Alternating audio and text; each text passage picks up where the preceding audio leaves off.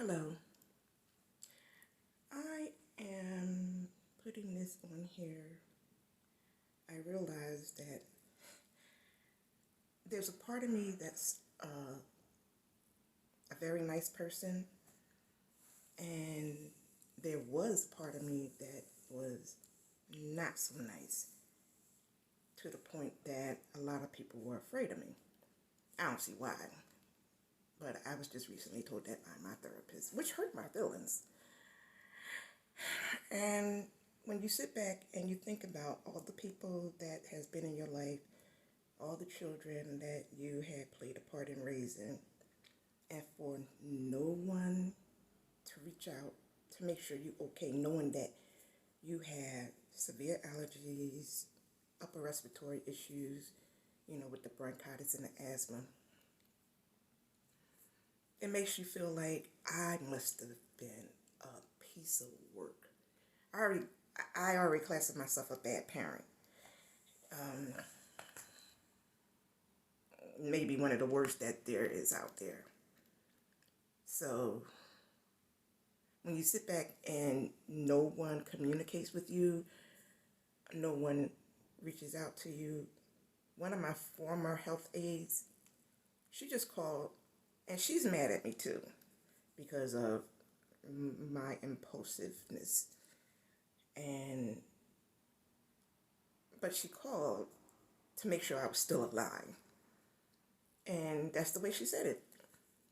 And she wanted to make sure I had food. But she's still mad at me. She made sure she indicated that. But she cares enough to make sure that I have, because she knows no one really checks on me because most people don't understand me. So when you're misunderstood and when you have made a very bad name for yourself to a lot of people, some can't forget, some can't forgive.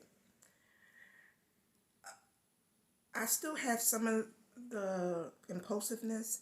However, because I went through DBT1, DBT2, advanced DBT, I do have a lot of skills under my belt.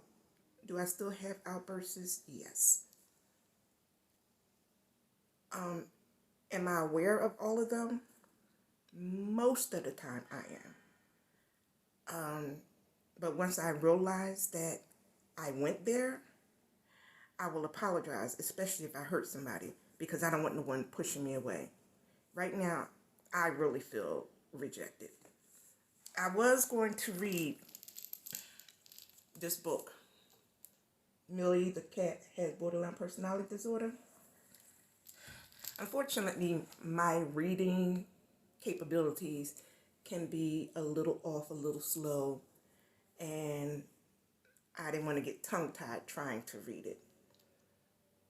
But it was very helpful for certain people in I can't even say in my family, because my family don't deal with me, because when you don't understand something, you walk away from it.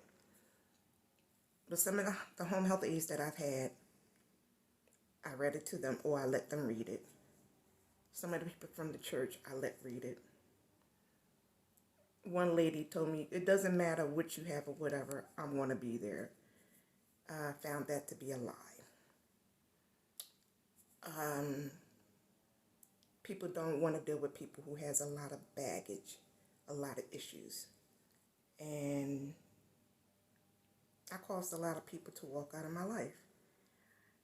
And it's not easy when you clearly can't go outside. I have no one to help me. And that's a hurtful thing. So,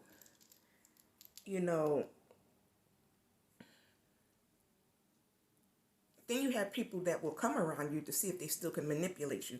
But when you get enough skills underneath your belt, you start to see that. And I started to call people on it. So once I called people on it, then they realized, oh, she's somewhat present. She's somewhat with herself. So we can't manipulate. We can't do the things we used to do.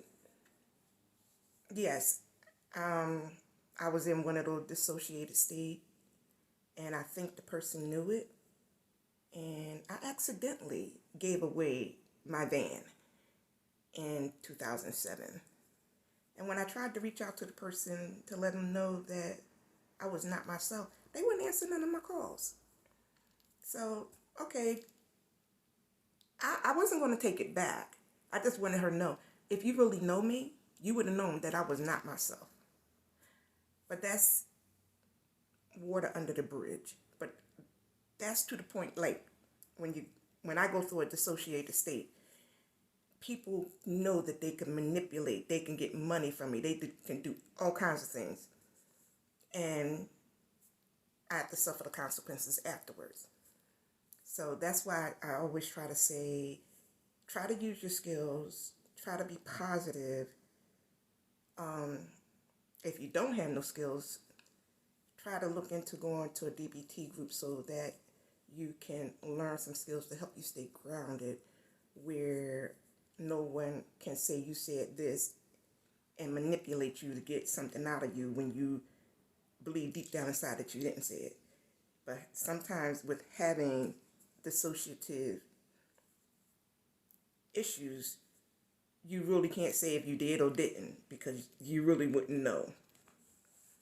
And that's a sad thing. That's hurtful, that people will prey on your sickness to manipulate to get what they want. That's really not good.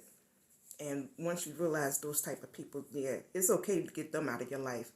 But those that you wish that they understand and you try to break it down and explain it to them and they still don't get it, then no, it's not worth having them in your life. I'm learning that the hard way. So by no one accepting me, it leaves me weird by myself. A lot of idle time. And that's why I come on here to express myself. I don't like being judged, but I know one thing. You can't say it to my face. However, sometimes you wish that somebody can. Because being isolated, being cooped up in the house, can't go to the mall with no one. I'm not referring just to what's going on right now. I'm talking about in general, in life. I walk alone, I live alone. And until people can see and give me a chance to see that I'm not the same person that I was 10 years ago, nevertheless the same person from 15 years ago, then I will always be alone. That's just the way it is. So be encouraged. This too shall pass. And once you learn how to use the skills, it'll help you to be able to work towards a life worth living. I'm working towards a life worth living with no one in it. Okay, that's it. Bye-bye.